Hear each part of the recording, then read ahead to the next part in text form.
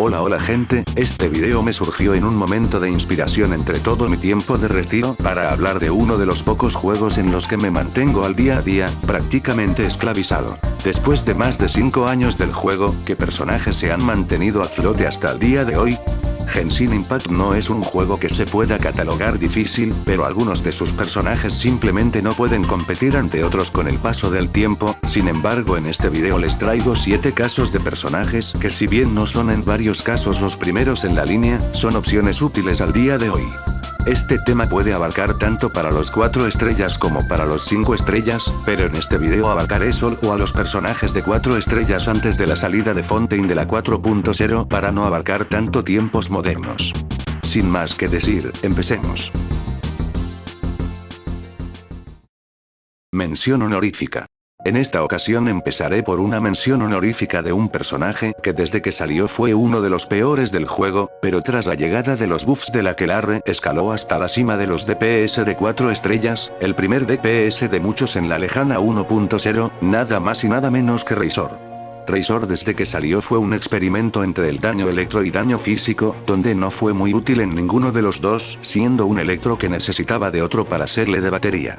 Con escalados bajos de electro y altos de los ataques físicos más que por ascensión escalaba con daño físico, nos dejó claro que era un DPS físico, aunque fue el primer DPS de muchos, encontró su techo muy rápido y terminó siendo reemplazado y olvidado. Su manera de jugar era activar la reacción de superconductor de electro más crío, que bajaba la resistencia física, pero y a pesar de que el juego exploró esta mecánica con la salida de Eula en la 1.5, más un soporte dedicado como Mika en la 3.5, fue una reacción que no encontró lugar, hasta para ser totalmente olvidada a día de hoy, por lo que si un personaje de 5 estrellas como Eula, la máxima referente del daño físico, es hoy en día uno de los peores 5 estrellas del juego, ¿qué podíamos esperar de nuestro pobre Pulgoso?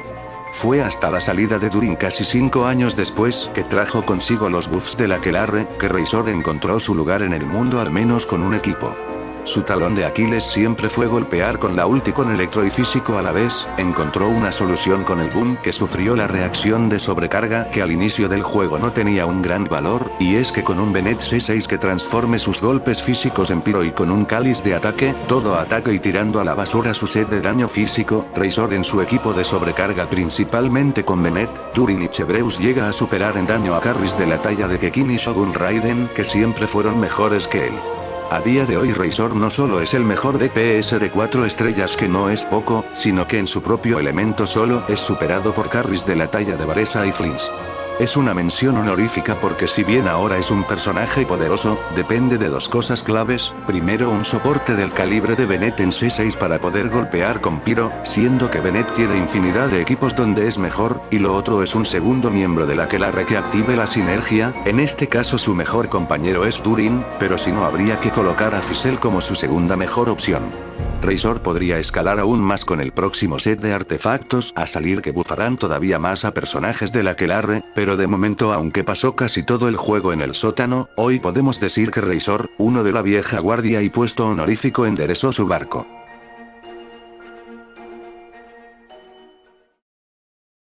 Número 7.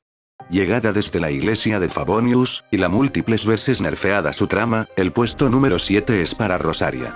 Debutando en la lejana 1.4, tomando en cuenta sus constelaciones, hubo debate de cuál era su rol, ya que parecía destinada al daño físico, pero por suerte su destino fue otro, hasta el punto de ser parte del ahora segundo mejor equipo full 4 estrellas de Gaming, solo superado por el antes mencionado equipo de Razor. Desde temprano el valor de Rosaria se vio en el bajo coste de su ulti y sus cortos periodos de espera, además del aporte de probabilidad crítica con una de sus habilidades, equipada con la siempre confiable lanza de Favonius, y equipada con el set de nobleza, fue una de las opciones más populares en el equipo de Morgana de Ganyu. Con la llegada de Inazuma su alta creación de partículas ayudaba a la ahora mejor permafrost del juego de Ayaka. Como modo de balancear el roto permafrost, la llegada de Sumeru empezó a tambalear su lugar en el juego con enemigos que no se podían congelar, a su vez también bajando la eficacia del set de nómada del invierno, sin embargo todavía era utilizable.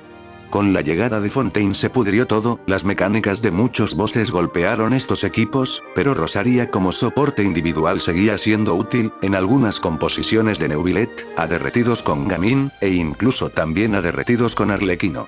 Sin embargo, el resurgimiento de Rosaria fue con la llegada de Natlan que elevó el valor de los personajes crío, primero sirviendo como un sustituto de Citlali en los equipos de Mabuika, y luego siendo también una buena opción en los equipos de Skir con Escoffier, siendo Rosaria una buena batería para Escoffier y Furina en la conflagración Estigia, entre otros. En su momento era constantemente comparada con Diona por ver quién aportaba más, incluso ambas forman parte del equipo de Gaming Full 4 estrellas, pero la razón de por qué Rosaria se queda en el puesto 7 es porque casi en todos los escenarios era la segunda opción, de las mejores opciones en los olvidados equipos de Eula, en los Permafrost Shenhe potencia más, pero con la conflagración Estigia que te obliga a empezar sin ultis, solucionar los problemas de recarga es una opción, ser un reemplazo de Citlali y darle más probabilidad. Es una buena opción también para Mabuika, por todo lo antes dicho, Rosaria es un personaje que te soluciona muchos problemas, puesto 7.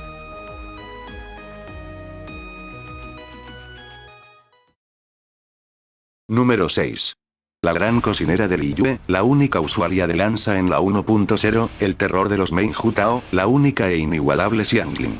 Para verdades el tiempo, Xiangling fue un personaje complicado de entender al principio, se usaba más para atacar con golpes físicos por su rapidez, y su alto coste de ulti fue un problema que no supieron resolver en ese entonces. Su crecimiento fue poco a poco, primero se descubrió su mecánica de Snapshot, que le permitía salirse de la ulti de Bennett sin riesgos, haciéndola popular en el equipo de Nacional.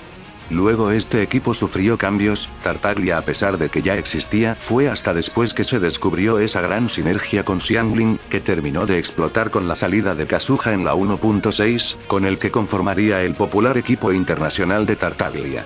La llegada de Inazuma fue el pick de Xiangling, donde alcanzó todo su potencial, primero con el set de emblema del destino que vino a solucionar sus problemas, le brindó recarga, potenció su ulti y la hizo liberarse del yugo de la lanza de Favonius que no le dejaba explotar todo su poder.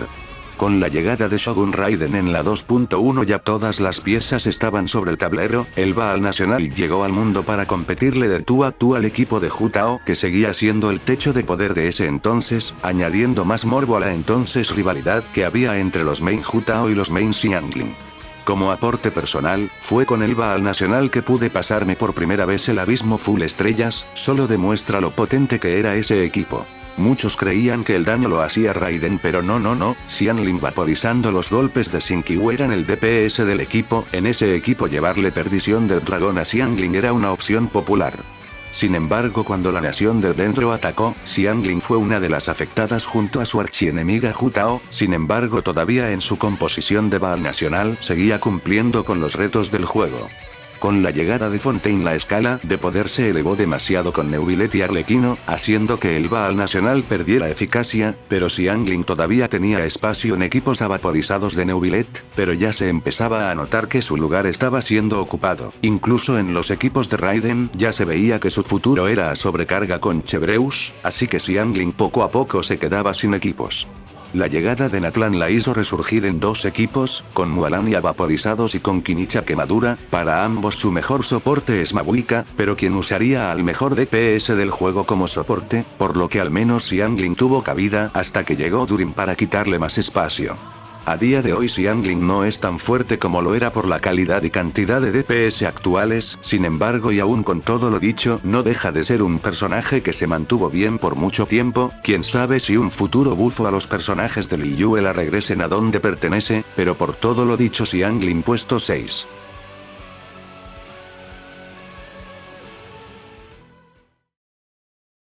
Número 5. El trapo por excelencia, el extremadamente polivalente, al que le hicieron una versión 5 estrellas y seguía a flote, pieza fundamental en el equipo de Jutao, con ustedes en el puesto 5 tenemos a Shinkyu. Al principio no fue muy popular ya que apenas se descubrían las reacciones, es más, gracias a eso su nerfeo en su ulti pasó desapercibida por lo mismo, antes aplicaba hidro con todas sus espadas lanzadas, a solo aplicar una vez cada 3 espadas. Esto de haberse dado en otra ocasión hubiese supuesto una gran polémica, pero por ser un nerfeo aplicado en la 1.1, nadie se dio cuenta del impacto. De todas maneras fue un nerfeo poco efectivo para Shinkyu, seguía aplicando mucho hidro y más con su C6. El otro problema que tenía era su CD tan largo de su elemental, pero equipado con la espada del sacrificio, fue el punto de salida donde solo fue a mejor. Poco a poco se fue descubriendo su utilidad como soporte enabler de hidro, siendo parte de los equipos vaporizados de Diluc y Klee, ya con eso era uno de los mejores del juego, pero su pick llegó con la salida de Hu Tao en la 1.3, que todos volvieron a ver la extrema dependencia de Hu Tao a Shinkyu, aplicaba hidro, curaba un poco, otorgaba resistencia a la interrupción, todo lo mencionado hacía que de nada te servía tener a un DPS del calibre de Hu Tao sin Shinkyu, no tenía reemplazo o mínimo uno medianamente útil. En esa misma 1.3 se llegó a otra conclusión y es que, no había otro aplicador hidro tan eficiente como Shinkyu, en los mismos equipos vaporizados así como en los primeros pasos de los equipos de Permafrost, a su vez también salieron los equipos de Nacional muy popular en China, así como los equipos a electrocargados. La llegada de Inazuma le hizo pasar por el mismo proceso de Xianglin, emblema del destino vino a solucionar todos sus problemas, recarga, daño de ulti, y lo más importante, ya no compartía sed de nobleza con Bennett, por lo que el mismo equipo de Nacional se hizo más poderoso, pero con la llegada de Raiden su equipo de Baal Nacional llegó hasta el techo de daño de ese entonces, el bufo de Bennett, los vaporizados de Xianglin con Shinkyu, y la todavía más recarga que daba Raiden los llevó hasta la cima. La llegada de Yelan en la 2.7 supuso que muchos creyeran que era el principio del fin de Shinkyu, pero nada más lejos de la realidad. El aporte ofensivo de Yelan es importante, pero el aporte defensivo que te da Shinkyu seguía siendo vital, hasta el punto de igual ambos estar en la cima de los soportes por el hecho de que no habían soportes útiles hidro, abriendo espacio a que pudieses llevar el equipo de Hu Tao con Yelan y el Baal Nacional con Shinkyu, o viceversa, para poder llevar ambos equipos al abismo. A diferencia de Xianglin, la llegada de Sumeru no hizo más que engrandecer la utilidad de Shinkyu con los ahora equipos de Bloom y Hyper Bloom. Su lugar en el mundo fue primero con la llegada de Nahida en la 3.2, y luego con la llegada de Alasen en la 3.4. El equipo Hyper Bloom de Alasen, Nahida, Shinkyu y Shinobu llegó a ser el equipo con mayor daño por rotación a baja inversión, esto hizo que muchos jugadores pudiesen pasarse por primera vez el abismo, un equipo muy fácil de armar, muy fácil de jugar y con grandes resultados, durante toda Sumeru mandaron con puño de hierro. La llegada de Fontaine no supuso muchos cambios, hasta que salió Furina en la 4.2, que sí significó un cambio radical. Antes dije que no habían muchos soportes hidro útiles dándole mucho valor a Shinkyu, pues eso empezó cambiando primero con Kokomi en los Permafrost y después en los equipos de Bloom, y luego con Yelan que te daba más daño por rotación.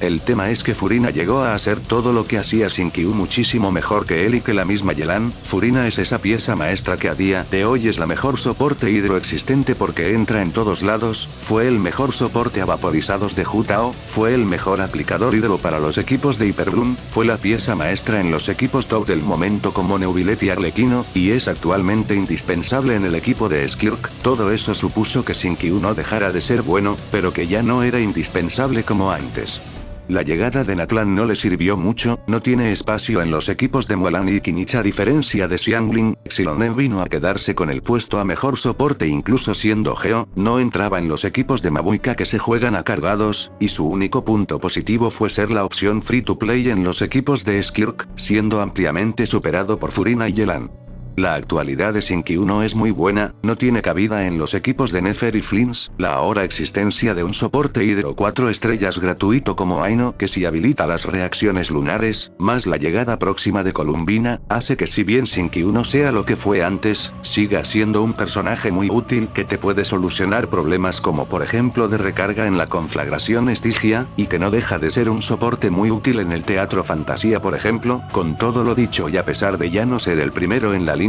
mantenerse por tantos años en la cima no es poco. Shinkyu puesto 5.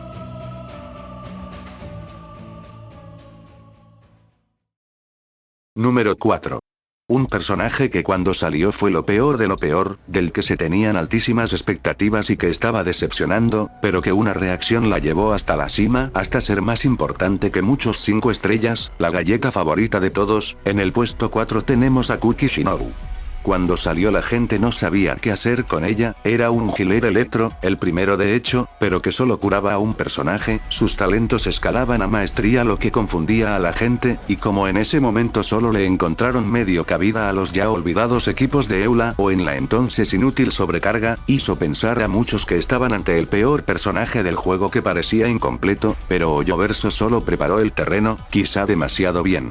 La llegada de Sumeru con el tan esperado elemento dentro hizo a muchos empezar a experimentar, primero con los equipos de Bloom donde por primera vez el viajero servía para algo, con los equipos de Crepitar donde pensaron que Toma funcionaría y terminó decepcionando, los equipos de Quicken con Kekin que aprovechaba el golpear mucho muy rápido, y el que se volvería el mejor de todos, Hyper Bloom.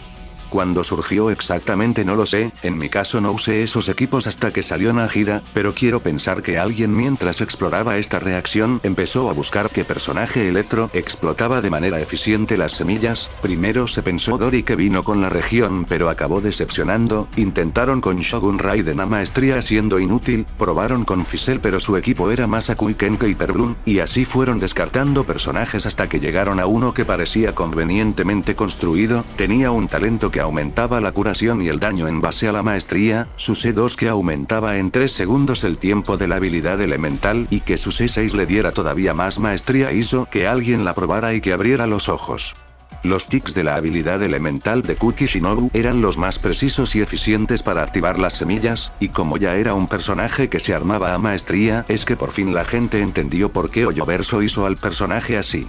Y así, de la noche a la mañana, Kuki Shinobu pasó del sótano a la cima de las tier list de todos, siendo junto a Bennett los únicos personajes que debían estar al 90 sí o sí. Recordar que las reacciones de Hyper Bloom tiene el denominado level multiply, lo cual las semillas generan más daño en base al nivel del personaje, por lo que una Kuki Shinobu al 90 con ese meta era más valiosa que personajes como Juta o la misma Raiden.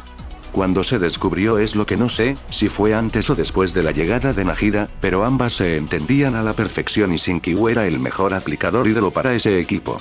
La llegada de Alasen en la 3.4 mandó al cielo a estos equipos, si bien poner a Alasen en el equipo significaba quitar a un hidro de la ecuación, el aporte ofensivo que te da Alasen, más la consonancia dentro que da más maestría, más el intermedio en los pulsos de Kuki Shinobu, terminó trayendo más beneficios que contras. Como mencioné en el puesto anterior, Shinkiu aportaba el hidro suficiente para que el equipo funcionara, y liberaba a Yelan para utilizarla en el equipo de Jutao o en el equipo de Baal Nacional. Hyper Bloom sentó las bases del meta por todo Sumeru y parte de Fontaine, hasta que Hoyoverso subió la vida de los enemigos, haciendo que Hyper Bloom perdiera utilidad hasta el día de hoy ser poco utilizado, pero en el caso de Kuki Shinobu encontró cabida al menos como segunda opción en el equipo de Flins, y quién sabe si exista el Hyper Bloom lunar, pero con la importancia que tuvo, que fue el personaje que sí o sí debías tener, el que solucionó problemas a bajísima inversión, Kuki Shinobu puesto 4. Número 3. La fan de los yoyos, protagonista del para muchos mejor evento, esquizofrénica como ella sola, con ustedes en el puesto 3 tenemos a la princesa Fizzle. Fizzle es ese personaje que si bien nunca fue malo, de hecho fue de los mejores al principio del juego cuando todo era chingaderas al azar, no era parte de los mejores equipos del juego. Primero se intentó jugar a DPS influenciado por lo que parece ser su arma canónica Vals Nocturno, pero luego se entendió que su fuerte era la aplicación Electro que brindaba con Oz como sub DPS, haciéndola valiosa en equipos de electro cargados, pero siempre superados por otros. Hay que saber la historia como diría mi abuelo, en las primeras versiones el elemento electro era el peor del juego, sus reacciones eran las menos efectivas más que para bajar resistencia física con crío, en este caso Fizzle era valiosa en los equipos de Eula por dicha reacción y porque Fizzle es considerada una de las mejores, si no la mejor batería del juego. En la versión 1.6 Hoyoverso le daría un buff a las reacciones transformativas, en este caso Torbellino y Electrocargado, lo que hizo que el equipo Taser fuese popular en esa época. Fue hasta la llegada de Sumeru que el elemento electro resurgió de las cenizas. Fizzle encontró su lugar en los equipos de aceleración, dándole más valor a su talento de ascensión, dándole a su vez una oportunidad a la olvidada Kekin de poder ser útil en los equipos de Quicken. Este equipo evolucionó con la llegada de Clorinde en la 4.7, que aunque su mejor equipo era a sobrecarga, hacía un mejor trabajo en equipos de Quicken que la misma Kekin. Fizzle también fue la solución ante la ausencia de personajes de Natlan contra enemigos de Notambulismo gracias a la enorme aplicación del cuervo de Fizzle, hasta entrando en curiosos equipos con Chasca. Hay que decir que si bien Chevreus salió en la 4.3 incluso antes que Clorinde, Sobrecarga no se haría popular hasta la llegada de Natlan, y siendo ya puesto en el mapa con la llegada de Varesa en la 5.5. Fizzle se mantuvo al margen por un tiempo, opción interesante pero fuera de meta, hasta que llegó Durin con los buffs del Aquelarre que vinieron a darle un cambio de cara a Fizzle. Su talento del Aquelarre hace que con Sobrecarga suba su ataque y el de los personajes cercanos en un 22.5% durante 10 segundos, casi una rotación completa a estándares actuales, lo que junto a Durin le permite elevar mucho la potencia de la reacción de Sobrecarga, incluso por esos mismos buffos Klee llega a superar a Arlequino en DPS, algo impensable, pero también la misma Arlequino puede con una faceta de Sobrecarga obtener resultados nada despreciables, pudiendo llevar un equipo distinto al mejor suyo actual, que necesita soportes de otros equipos mejores. Mientras que en una faceta secundaria puede ser una opción en el equipo de Flims ya que puede subir su maestría y la del equipo en 90 puntos, no es mucho, pero eso más su aporte electro la hace junto a Kuki Shinobu reemplazos decentes de Ineza en los equipos de Flims. Presente desde el día 1, Fizzle está recibiendo la atención que merece, siempre útil pero nunca entre las mejores. Ahora con un futuro set del Aquelarre podríamos ver a Fizzle en otras facetas, por todo lo dicho Fizzle puesto 3. Número 2. La alquimista más apachurrable de todas, la eterna comparada con Kazuha, con ustedes en el puesto 2 tenemos a Sakarosa. A diferencia de los puestos anteriores, si bien Sakarosa era una buena opción en antaño, no tuvo ese recorrido de grandes actuaciones como los anteriores mencionados, pero su valor actual está por encima de estos. Sakarosa con Sombra Verde Esmeralda y Cuentos de Cazadores de Dragones, siempre fue una opción a tomar en cuenta en varios equipos, incluso tenía su propio equipo Taser antes mencionado que fue popular en las primeras versiones. Con la llegada de Kazuha en la 1.6 se creyó que era el fin de Sakarosa, sin embargo ella pacientemente esperó y esperó su oportunidad hasta que esta llegó. Tenía pinceladas para equipos de Arlequino, pero su momento llegó en Notcry, siendo que su bufo exclusivo a maestría más Cuento de Cazadores de Dragones la hicieron algo que pocos 4 estrellas consiguen, ser el mejor soporte del equipo de Flims, el tercer o cuarto mejor equipo de todo el juego, que un personaje de 4 estrellas desde la 1.0 sea capaz de eso no es poca cosa. Al obtener un buff del Aquelarre ganó más utilidad, pero su mejor lugar es no aprovechando ese buff y mantenerse como siempre ha sido, es decir, a día de hoy Sakarosa está exactamente igual que cuando salió y no influye su bufo del Aquelarre en su lugar en el equipo de Flims. A pesar de tanta comparativa y que ciertamente Kazuha fue mejor por mucho tiempo, hoy Kazuha está justo por debajo de Sakarosa en su equipo de Neuvillette y habrá que ver si la llegada de Columbina amplia más ese margen entre los equipos de Flims y Neuvillette. Con todo lo dicho y por su gran actualidad Sakarosa puesto 2.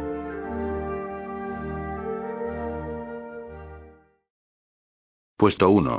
No creo que este personaje necesite presentación, cuando fue creado Hoyoverso no dimensionó las consecuencias de lo que significaba, siendo uno de los peores al inicio del juego porque nadie sabía qué hacía, hoy por hoy el eterno, el único, el inigualable, el verdadero Arconte Piro, en el indiscutible primer lugar tenemos a Bennett. Bennett es un personaje que trasciende con el tiempo, por el desconocimiento de ese entonces fue despreciado, pero cuando se supo lo que hacía llegó hasta la cima donde ha estado durante casi toda la existencia del juego, sea cual sea el meta Bennett ha estado ahí, incluso cuando llegó dentro Bennett siempre fue de los mejores, otros pasaron que estuvieron a su nivel terminaron cayendo, pero Bennett inamovible se mantiene como el mejor soporte de todo el juego. Bennett desde que salió poco y ningún cambio ha sufrido, el set de nobleza o instructor según las necesidades del equipo, y la Aquila Favonia han estado en el juego desde el día 1, el junto a Sakarosa no han sufrido un solo cambio desde que salieron y hoy por hoy son los únicos 4 estrellas de la lejana 1.0 que tienen lugar en los equipos top del juego, Sakarosa con Flims y Bennett con Mabuika.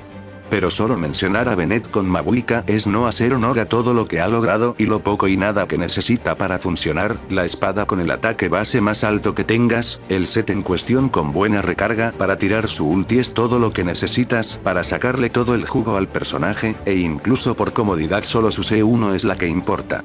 A lo largo del tiempo Bennett pasó por casi todos los equipos top del juego: Diluc, Klee, Eula, Ganyu, Xiao, Tartaglia, Raiden, Arlequino, Kinich, Mualani, Mavuika, Durin, e incluso donde no funcionaba bien daba buenos resultados como Najida Burgeon, Ayaka Derretidos, Navia, entre otros. Pasó el tiempo y Bennett seguía siendo inamovible, que durante el camino fueron creando soportes parecidos, pero ninguno todoterreno como él. Sara AC6 bufando el Electro, Shenhe bufando al Crío, Gorou bufando a la defensa, y el más destacable, Yansan. De hecho Yansan con pergamino del héroe teóricamente da mejores resultados que Bennett, pero con la dependencia a estar en constante movimiento la hace seguir por debajo de Bennett incluso en el equipo de Mavuika donde Yansan por ser de Natlan debería ser mejor. Incluso Bennett es un arma de doble filo, nerfearlo es una sentencia de muerte cuando más bien más lore le han sacado, y sacar a otro que haga algo parecido es romper el equilibrio que el juego tiene. Un segundo Bennett que no tenga las restricciones de Yansan sería catastrófico. A propósito no, Bennett está en la cima de la cadena alimenticia y aún con las reacciones lunares el equipo de Mavuika es tan poderoso que sigue sin perder lugar en el meta. Poco más se puede agregar, una cuenta con Bennett es otra cosa a una sin él. Hace falta más videos solo para poder referirnos a Bennett como debe ser, pero con todo lo dicho creo que es suficiente. Bennett indiscutible puesto 1.